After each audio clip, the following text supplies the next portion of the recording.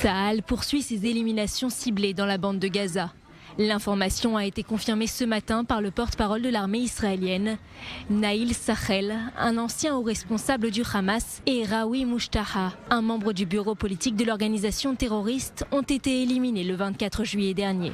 Naïl Sachel a travaillé pendant plus de 10 ans au sein de la branche du Hamas en Cisjordanie, chargée de mener des activités terroristes dans la région. Il était entre autres responsable du financement et de l'armement de cellules terroristes chargées de mener des attaques contre des Israéliens. Les deux hommes se trouvaient dans un tunnel près de la ville de Gaza qui a été ciblé par l'armée de l'air. Ce même tunnel avait été détruit partiellement au début de la guerre, mais avait ensuite été rétabli pour que les hauts responsables du Hamas puissent y circuler.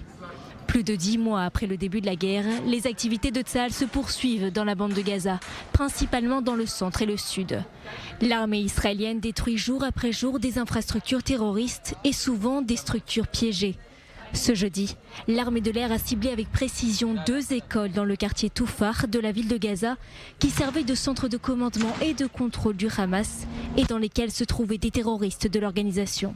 Pourtant, malgré l'intensité des combats, la Maison-Blanche a déclaré ce mercredi que les négociations pour un cessez-le-feu se poursuivent.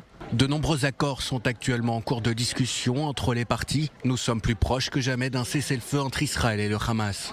Cependant, la nomination de Yahya Sinwar à la tête du bureau politique du Hamas soulève de nombreuses questions en Israël. Son élection, faisant officiellement de lui l'homme le plus puissant du Hamas, pourrait modifier l'équilibre des forces dans les négociations pour la libération des otages.